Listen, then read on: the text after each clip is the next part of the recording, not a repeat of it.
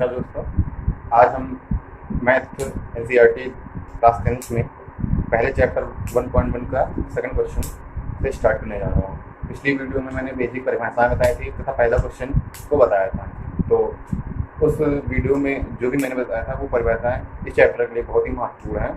और इस चैप्टर से जुड़ी और भी जानकारी अगर जो आप चाहते हैं तो आप हमें कमेंट कर दीजिए, तो मैं उनकी जानकारी दे सकता हूँ। और आपसे उम्मीद यही रखता हूँ कि आप हमारे चैनल को लाइक और सब्सक्राइब शेयर करते रहिए।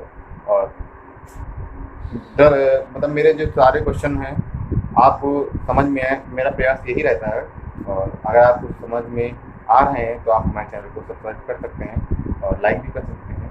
मैं कोशिश यही करूँगा मैं उस मैसेज को पढ़ाऊँ जिस मैसेज से आप समझ सकते हैं। इसलिए आप कमेंट भी ज़रूर कीजिए कि मुझे कैसे पढ़ाना चाहिए और आपको समझ में आ रहा है कि नहीं, ये भी कमेंट कीजिए। अगर नहीं समझ में आ रहा है मैं कोशिश करूँगा कि मैं उस तरह पढ़ाऊँ जिससे आपको समझ में आए। तो आज की वीडियो में मैं सेकंड क्वेश्चन से 1.1 वास्तविक संख्या 1.1 पहले चैप्टर के सेकंड क्वेश्चन से स्टार्ट करने जा रहा हूँ। तो सेकंड क्वेश्चन है, दर्शाइए कि कोई भी धनात्मक विषम पूर्णांक। अच्छा, एक चीज़ और, मैंने उस दिन बताया था कि दो प्रकार की एनसीईआरटी चल रही है, एक मनोहर की, एक केवल एनसीईआरटी। तो अभी तो मैं एनसीईआरटी पढ़ा रहा हूँ। मैं जब एनसीईआरटी बुक खत्म हो जाएगी उसके बाद मनोहर की एनसीईआरटी मैं पढ़ाऊँगा। तो आइए देखते हैं। दर्शाइए कि कोई भी धनात्मक विषम पूर्णांक, मैं क्वेश्चन सिर्फ पढ़ रहा हूँ, आप ध्यान से सुनिए क्वेश्चन। दर्शाइए कि कोई भी धनात्मक विषम पूर्णांक 6q+1, 6q+3, 6q+5 के रूप का होता है, जहाँ q कोई पूर्णांक है। तो हमको क्या बताना है कि कोई धनात्मक विषम पूर्णांक 6q+1, 6q+3 और 6q+5 के रूप का होता है, जहाँ q एक पूर्णांक है। तो सबसे पहले हमें क्या ध्यान में मिला कि q क्या है, एक पूर्णांक है। किस प्रकार का कह रहा है कि धनात्मक पूर्णांक विषम पूर्णांक, तो हमें किस प्रकार मानना चाहिए, धनात्मक विषम पूर्णांक मतलब 0 से बड़ा या फिर जीरो उदासीन, अगर साइंस की लैंग्वेज कहा जाए तो उदासीन। और जैसे मैथ है तो 0 क्या होता है, ना प्लस होता है ना माइनस होता है, दोनों तरफ होता है। इसलिए 0 से प्लस वाली संख्या धनात्मक विषम पूर्णांक संख्या धनात्मक संख्या कहलाएंगे। तो सबसे पहले पता चला क्यों एक धनात्मक संख्या है। उसके बाद हमको बताना है कि कोई भी धनात्मक विषम संख्या का पूर्णांक 6q+1, 6q+3 और 6q+5 के रूप का होता है, हमको यही बताना है। तो सबसे पहले हम मान लेते हैं हमारी संख्या क्या दी गई है, 6q+1, 6q+3 और 6q+5 हम मानते हैं। माना यहाँ पे लिख लेंगे दिया है, दिया नहीं है, हमको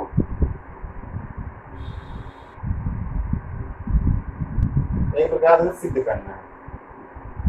सिद्ध करना है 6q+1, 6q+3, 6q+5 के रूप का होता है। तो माना a बराबर, हम a बराबर क्या मानेंगे, यहाँ पे हमको ध्यान देने वाली बात यह है कि धनात्मक विषम पूर्णांक 6q+1, 6q+, हाँ, तो हमको यहाँ मानना है, माना a बराबर क्या है, धनात्मक विषम पूर्णांक, ठीक, पूर्णांक है। ए क्या है, धनात्मक विषम पूर्णांक है। और ए अगर धनात्मक पूर्णांक है तो बी को हम क्या मानेंगे, बी हम मान लेंगे बी बराबर 6 और आर बराबर क्या मानेंगे, आर बराबर मानेंगे, हमने बताया था कि आर क्या होता है, आर होता है 0 से बड़ा या 0 से बराबर और q से बी से छोटा और या बी से बराबर। आर क्या होता है, आर होता है बी से छोटा या बी के बराबर और 0 से बड़ा 0 के बराबर। तो यहाँ पे बी की वैल्यू क्या है, बी की वैल्यू है 6। ये नहीं समझ में आ रहा है तो देख लीजिए, ए बराबर होता है bq+r। तो हमने ये क्या है, एल्गोरिथम में अब इसकी तुलना इस वाले क्वेश्चन से कर रहे हैं। तो यहाँ पे बी की वैल्यू क्या हो गई, 6 हो गई। तो हमने बी कहाँ रखा है, देखिए बी का मान कहाँ रखेंगे, 6 के। तो बी क्या है, या तो 6 से छोटा हो या 6 के, आर का मान क्या है, तो 6 से छोटा हो या 6 से बराबर हो। तो हम आर का मान क्या कैसे रख सकते हैं, 0, 1 से लेकर 6 तक भी और 5 तक भी रख सकते हैं। 6 संख्या होंगे, समझ में आ गए दोस्तों। तो यहाँ समझिए कि आर की वैल्यू कहाँ से रखेंगे, यहाँ से कि आर क्या हो, बी से छोटा हो या बराबर हो, 0 से बड़ा हो या बराबर हो। ठीक है, अब हमको बी पता चल गया, बी कहाँ से आया, इस वाली क्वेश्चन से, इस वाली क्वेश्चन की तुलना इस वाली क्वेश्चन से करने पर तो हमें यहाँ से बी और आर की वैल्यू पता चल जाएंगी। तो बी और आर वैल्यू पता चल गई। अब हमको क्या करना है, अब क्वेश्चन कह रहा है कि जहाँ क्यू एक पूर्णांक संख्या है। अब एल्गोरिथम का प्रयोग करके हम क्या रखेंगे, ए बराबर बी क्यू प्लस आर में बी तथा आर के मान रखने पर। अब यह एल्गोरिथम प्रमेय में बी और आर के मान रख दें तो यहाँ पे पहले बी का मान कितना है, बी का मान सब में सिमिलरली रहेगा। तो बी का मान क्या हो जाएगा, ए बराबर 6 और क्यू का मान को नहीं पता है। आर का मान क्या है, अच्छा क्यू क्या है, धनात्मक विषम पूर्णांक। आर क्या है, 0। तो हमें क्या प्राप्त होगा, 6 क्यू। इसी प्रकार हम बार बार आर का मान बढ़ाते जाएंगे तो हमें संख्याएं ज्ञात होती जाएंगी।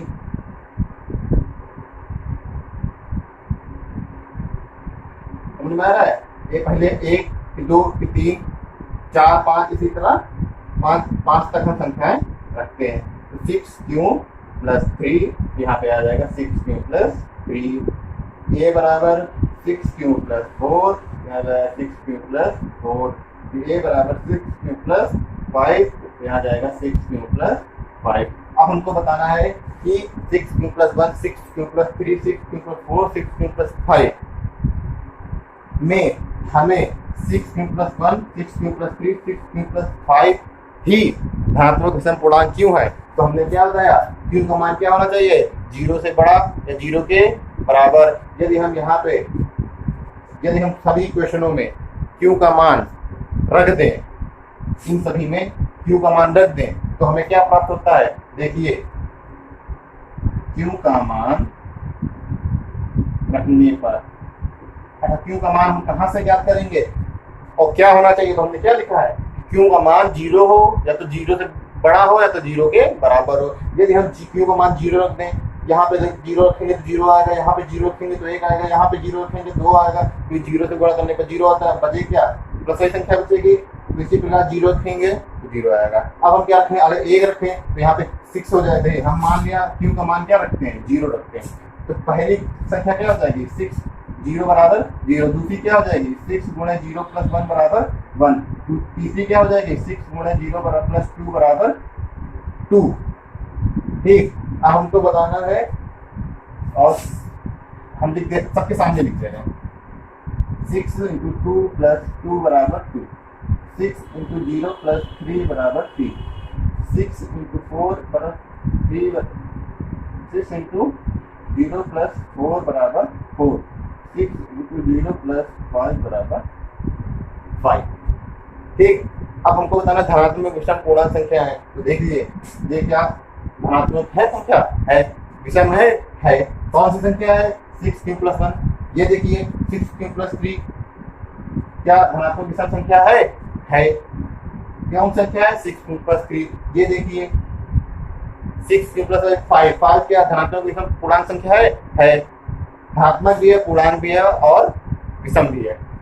कौन संख्या है, 6 क्यू प्लस 5। और ये देखिए क्या सम है, ये सम है। तो हमको क्या बताना है, विषम बताना है। तो विषम संख्या क्या हो गई, 5 3 1।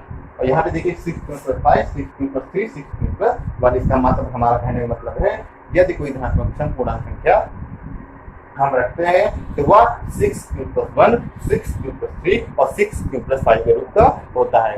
समझ में आ गया दोस्तों। और नहीं समझ में आया तो इतना जान लीजिए कि यदि हम यहाँ पर क्यू का मान 1 2 3 4 कुछ भी रखें, सम वाली संख्या मतलब कि 6 क्यू प्लस 2 6 क्यू प्लस 4 हमेशा सम आएगी और वो तीनों विषम आएंगी। और ये क्वेश्चन इसी प्रकार हमारा सिद्ध होता है। समझ में आ गया दोस्तों। अगला क्वेश्चन पे आते हैं।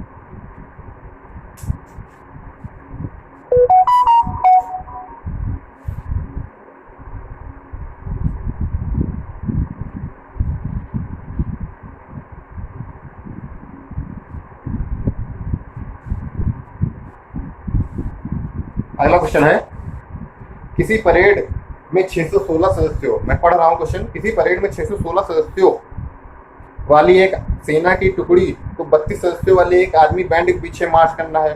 दोनों समूहों को समान संख्या वाले स्तंभों में मार्च करना है। उन स्तंभों की संख्या ज्ञात कीजिए जिनमें वे मार्च कर सकते हैं। तो यहाँ पे ध्यान देने वाली बात यह है, क्वेश्चन नंबर 3 है। क्वेश्चन आप बुक से देख लीजिए, मैं क्वेश्चन रीड भी कर दे रहा हूँ, क्वेश्चन आप समझ सकते हैं। एक बार फिर रीड कर दे रहा हूँ। किसी परेड में 616 सदस्यों वाली एक सेना की टुकड़ी को तो माना नहीं, प्रश्नानुसार, प्रश्न के अनुसार जो हमारा दिया गया है, पहली टुकड़ी में सैनिकों की संख्या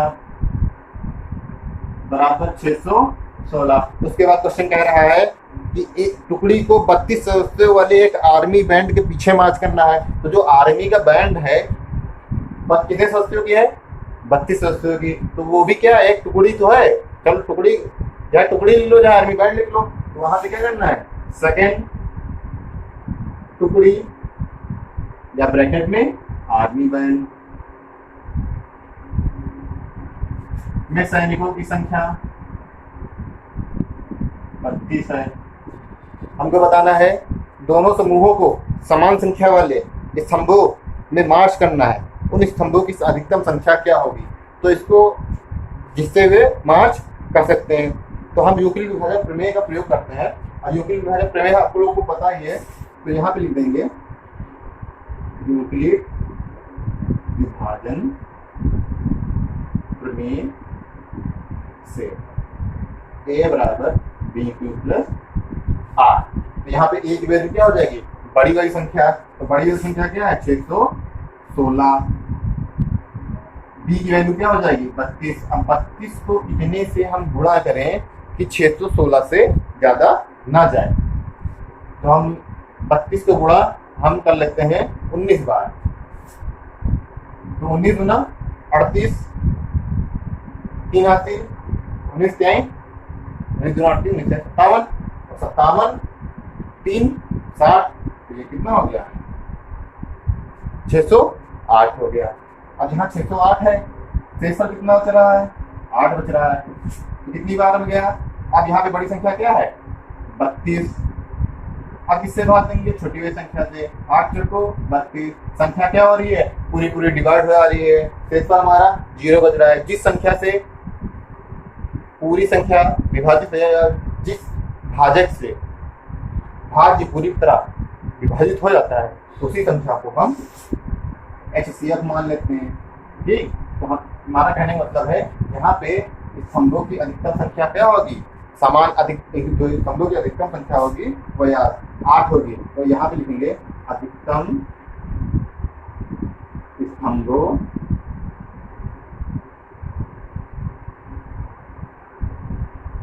की संख्या बराबर 8, और यही हमारा क्या है, आंसर है। समझ में आ गया। ये पढ़ते हैं नेक्स्ट क्वेश्चन की ओर।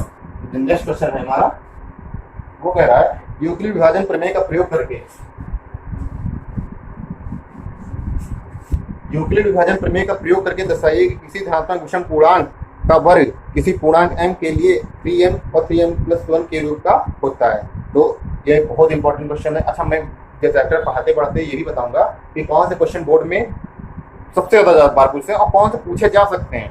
मैं श्योर कह सकता हूँ, मैं कभी कभार ही बदल सकता है, लेकिन लगभग 80-90% वही क्वेश्चन लगभग पूछे जा सकते हैं। जरूरी नहीं पूछे जाए, लेकिन पूछे जा सकते हैं, इसलिए पढ़ना बहुत जरूरी है। मैं जो क्वेश्चन कहूँ उनको लगाना बहुत जरूरी है। तो पहले चैप्टर का जो मैं ये लास्ट क्वेश्चन बताने जा रहा हूँ, ये बहुत ही इंपॉर्टेंट क्वेश्चन है। 1.1 के बहुत इंपॉर्टेंट क्वेश्चन है। ये पेपर में पूछे जा सकते हैं 2 से 4 नंबर में। मेरी बात समझ में आ गई। बढ़ते हैं अगले क्वेश्चन की ओर। किसी विभाजन यूक्लिड विभाजन प्रमेयिका का प्रयोग करके दर्शाइए किसी धनात्मक विषम पूर्णांक का वर्ग किसी पूर्णांक m के लिए क्या कह रहा है, किसी पूर्णांक m के लिए 3m और 3m+1 का रूप का होता है। तो यहाँ मानते हैं क्या, माना कोई पूर्णांक संख्या बराबर x। ठीक, अब x किसके बराबर है, मानते हैं x मान लिया 3q के बराबर है। a b c d कुछ भी मान लो, बस m नहीं मानना। अब कह रहा है किसी धनात्मक पूर्णांक संख्या का वर्ग, यहाँ पे क्या है वर्ग तो है नहीं, अब क्या करते वर्ग कर दो, तो यहाँ पे वर्ग करने पर, संख्या का वर्ग करने पर, तो यहाँ पे हो जाएगा एक्स स्क्वायर। जब इस तरफ वर्ग करेंगे तो हम इस तरफ भी वर्ग करेंगे। अभी वर्ग हो गया, अब क्या इसको खोल लेते हैं, तो एक्स स्क्वायर बराबर 3 क्या है 9, मतलब 3 का स्क्वायर क्या होता है 9 होता है, और क्यू स्क्वायर, ठीक है ना। अब क्या करते हैं, हमको 3m लाना है, तो यहाँ माना m बराबर क्या है 3q स्क्वायर, ठीक, माना है मैंने, माना m बराबर 3q स्क्वायर। अब यहाँ पे x स्क्वायर बराबर क्या होगा 3, और ये किसका मल्टीपल का चिन्ह है, गुणे का चिन्ह है, दशमलव मत समझना, 3 गुणे 3, और ये हो गया, या फिर 3 गुणे 3, और ये हो गया क्यू स्क्वायर, 3 क्या है 9 क्यू स्क्वायर। अब यहाँ से 3q को हमने क्या मान लिया, स्मॉल m मान लिया, तो यहाँ पे क्या हो गया एक्स स्क्वायर बराबर 3, और इसकी वैल्यू क्या हो गई 3q स्क्वायर की वैल्यू क्या हो गई m। तो यहाँ पे हमारा जो कह रहा है कि धनात्मक पूर्णांक संख्या का वर्ग करने पर वह हमें 3m के रूप की होती है। तो यहाँ पे देखिए पूर्णांक का वर्ग है, किसके रूप की है 3m के रूप की है। समझ में आ गया। अगला क्वेश्चन अगला है, कह रहा है 3m प्लस 1 के रूप का। तो यहाँ सेम पुनः इसी प्रकार पुनः कोई पूर्णांक संख्या बराबर x, अब वहां पे 1 कह रहा है, तो यहाँ पे क्या मानेंगे 3q प्लस 1, दोनों पक्षों का वर्ग कह रहा है तो वर्ग कर दो, वर्ग करने पर ये क्या हो जाएगा एक्स स्क्वायर, ये हो जाएगा 3q प्लस 1 का होल स्क्वायर। इसको खोलेंगे तो हो जाएगा एक्स स्क्वायर, और 3 का स्क्वायर क्या होता है 9q स्क्वायर प्लस 1। अब देखिए यहाँ पे a square plus b square plus 2ab, a plus b का होल स्क्वायर का फॉर्मूला बनना है a square plus b square, एक का स्क्वायर एक कुछ भी करो एक ही आता है, ठीक है। A square plus b square plus 2a और ये b, ये हो जाएगा x square 9q square plus 3 दूनी 6q, और ये हो जाएगा 1। आगे पीछे कर लिया, प्लस की संख्या है कोई दिक्कत नहीं। अब यहाँ पे हमको लाना है क्या 3, तो इन दोनों में 3 कॉमन है, तो यहाँ पे एक अलग से है, तो एक्स स्क्वायर बराबर 3 को हमने कॉमन कर लिया, यहाँ पे जाएगा 3, और यहाँ हो जाएगा क्यू स्क्वायर, और यहाँ पे जाएगा 3 दूनी 6, और ये हो गया क्यू, और ये हो गया ब्रैकेट 1, और यहाँ पे हो गया 1। अब इस वाली संख्या को क्या मानना है, क्योंकि हमको 3 लाना है, 3 आ गया, m लाना है, m मानेंगे, और एक हमको दिया गया है, तो हम यहाँ पे क्या मान लेंगे, यहाँ मान लेंगे माना m बराबर 3q square plus 2q, m क्या यहाँ पर रख देंगे, m की वैल्यू क्या, m का मान कहाँ रख देंगे, यहाँ पर रख देंगे, यहाँ पे हो जाएगा एक्स स्क्वायर 3m प्लस 1, इसकी हमने क्या रख दिया m रख दिया। तो अब देखिए यहाँ प्रूफ हो गया ना कि एक्स स्क्वायर मतलब कि किसी पूर्णांक संख्या का वर्ग 3m और 3m प्लस 1 के रूप का होता है। समझ में आ गया। बढ़ते हैं अगले क्वेश्चन की ओर। हमारा अगला क्वेश्चन है यूक्लिड विभाजन प्रमेय का प्रयोग करके दर्शाइए कि किसी धनात्मक पूर्णांक का घन, अब यहाँ पे क्या कह रहा था वर्ग, वहां पे क्या कह रहा है घन, कोई दिक्कत नहीं, यहाँ पे वर्ग कह रहा है वहां पे घन कर दीजिए, सेम प्रोसेस यही है, बस वर्ग और घन नहीं करें, घबराने की जरूरत नहीं है, हम इसी संख्या को मान लेते हैं, ठीक है ना। बस यहाँ पे हम क्या कर देते हैं, हम कर देते हैं कोई, अब यहाँ पे क्वेश्चन नंबर क्या हो गया, क्वेश्चन नंबर हो गया 5, कोई पूर्णांक संख्या, गर्मी बहुत हो रही है देख सकते हैं आप लोग, पसीना कितना निकल रहा है, लगभग हो रहा है, क्यों नहीं पढ़ना तो ये, तो कोई पूर्णांक संख्या का घन 3m प्लस 9m प्लस 1 का 9m प्लस 8 के रूप का होता है। तो यहाँ पे क्या माना, कोई पूर्णांक संख्या x है, अब क्या रहा है घन कह रहा है, तो आप 9 भी ले सकते हैं, 3 भी ले सकते हैं। अच्छा 9 हम क्यों नहीं ले रहे हैं, क्योंकि 9 कर लेंगे और उससे घन करेंगे तो बहुत लंबी संख्या हो जाएगी, और इसका मल्टीपल 3, 9 का मल्टीपल 3 होता है, तो 3 का भी घन करेंगे तो ज़्यादा लेंथी नहीं जाएगा, इसलिए हमने 3 लिया। 9 भी ले सकते हैं लेकिन 9 ज़्यादा लंबा चला जाएगा, इसलिए हम 3 ले रहे हैं। तो अब यहाँ पे घन कह रहा है तो घन करना है। तो इसी धनात्मक पूर्णांक संख्या को x मान लिया, x किसके बराबर है, 3q के बराबर है। का घन करने पर, इसका घन करने पर पूर्णांक संख्या का माना x माना, तो x का घन करने पर दोनों पक्षों में घन करेंगे, एक पक्ष में नहीं किया जाता है कभी भी। कोई चीज जोड़ रहा है तो दोनों पक्षों में जोड़ेंगे, दोनों पक्षों में घटाएंगे, दोनों पक्षों में गुणा करेंगे, दोनों पक्षों में भाग करेंगे, तभी वो सिमिलरली हो सकती है मानने पर। अब यहाँ पे देखिए एक्स क्यूब बराबर 3q क्यूब, तो एक्स क्यूब, मैं थोड़ा इस तरफ से बता रहा हूँ, एक्स क्यूब बराबर 3, अब 3 का क्यूब क्या होता है 27 क्यूब, हमको लाना क्या है, हमको लाना है 9। क्या करना है पता है आपको, यहाँ पे 9 कॉमन कर लेते हैं, 9 आ गया। अब जो बचे 3 9 त्रिक 27, 9 त्रिक 27 क्यूब। अब क्या करना है, माना n बराबर 3q क्यूब, माना या जहाँ n बराबर 3q क्यूब, तो यहाँ पे क्या रखेंगे एक्स स्क्वायर, एक्स क्यूब बराबर 9 और 3q क्यूब का मान हम क्या रखेंगे, प्रूफ हो गया, ठीक है ना। इसी प्रकार अब दूसरा मानेंगे, दूसरा क्या मानेंगे, दूसरा हम क्या मानेंगे, हमको 9m प्लस 1, अब यहाँ पे हमने 3q माना था, अब क्या मानेंगे 3q प्लस 1। पुनः कोई पूर्णांक संख्या बराबर x ही मानेंगे। अब क्या मानेंगे 9m प्लस 1 लाना है, तो हम 3q प्लस 1 मान लेते हैं। क्या करना है, घन करने पर घन करेंगे तो एक्स क्यूब, यहाँ पे जाएगा 3q प्लस 1 का होल क्यूब। अब a प्लस b का होल क्यूब का फॉर्मूला क्या होता है, a cube plus b cube plus a cube b cube plus 3ab bracket में a प्लस b।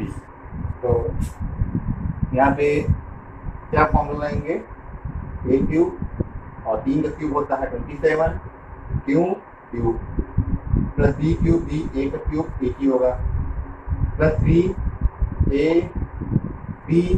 ब्रैकेट में a प्लस b।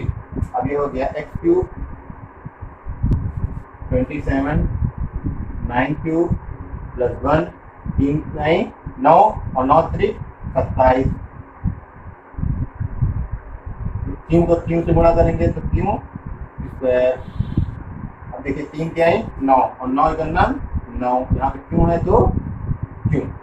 अब 1 है, हमको 1 लाना है, तो ये कहाँ रहेगा, पीछे ले जाएंगे, तो यहाँ पे हो जाएगा x cube 27 cube plus 27 cube square plus 9 cube plus 1। अब देखिए यहाँ पर हमको 1 पता चल रहा है, अब 1 को छोड़कर बाकी संख्याओं में 9 कॉमन है, तो हम 9 कॉमन कर लेते हैं, तो यहाँ पे हो जाएगा एक्स क्यूब 9 कॉमन किया 9 त्रिक 27 क्यूब प्लस 9 दूनी 9 त्रिक 27 क्यूब स्क्वायर और 9 करना 9 प्लस क्यूब ब्रैकेट क्लोज और ये प्लस का 1।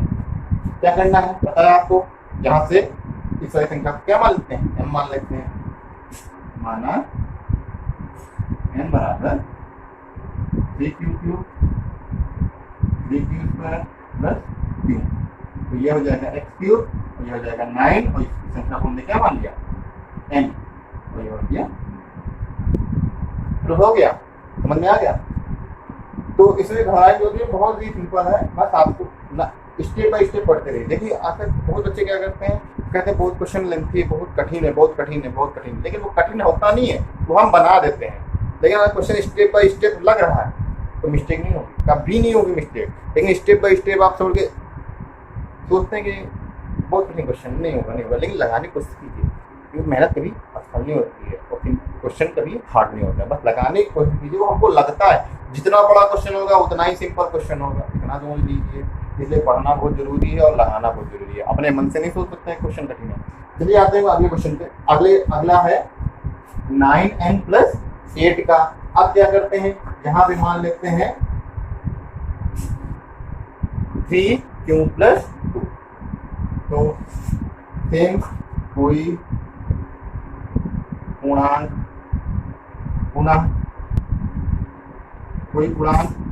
संख्या 3q+2 घन करने पर 3q+2 का होल क्यूब किसके बराबर है, x के बराबर है। अब क्या करेंगे, सेम फॉर्मूला लगाएंगे। x क्यूब बराबर 3 का क्यूब क्या होता है, 27 क्यूब। 27 क्यूब तो 2 का क्यूब क्या होता है, 8। ठीक, और यहाँ पे आ जाएगा 3ab ब्रैकेट में a+b। यहाँ पे जाएगा x क्यूब 27 क्यूब प्लस 8। अच्छा 8 हमको लाना है तो 8 हम लास्ट में कर लेते हैं। ठीक, 3 3 9 और 9 दूनी 18 और 18 अब इसका गुणा इसमें 18 3 54। क्यों, अब क्यों क्या हो गया, क्यों स्क्वायर।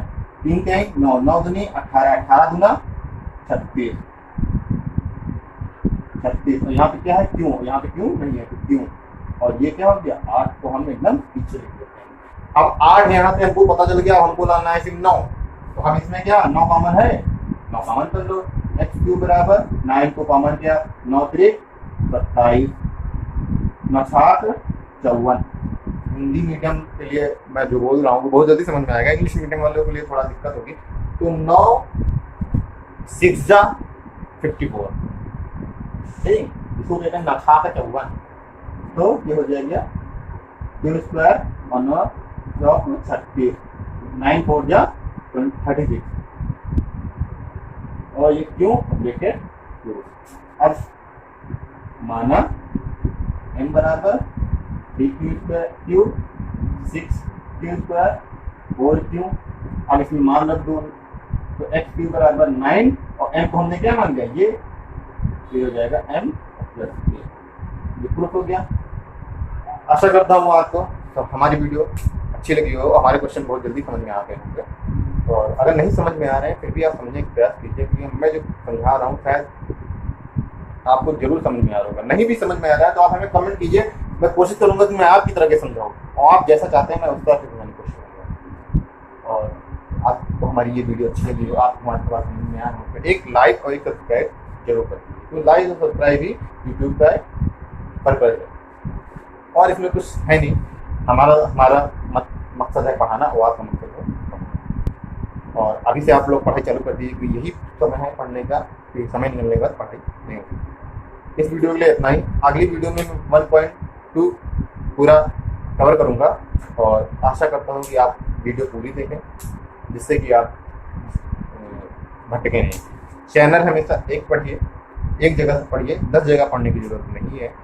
शुरुआत में समझ नहीं आ रहा होगा लेकिन धीरे धीरे सब समझ में आने लगता है, क्योंकि शुरुआत में कोर्स नया होता है। लेकिन आप लगातार हमारे साथ बने रहिए और हमारे चैनल को लाइक कीजिए, सब्सक्राइब कीजिए। आपका बहुत बहुत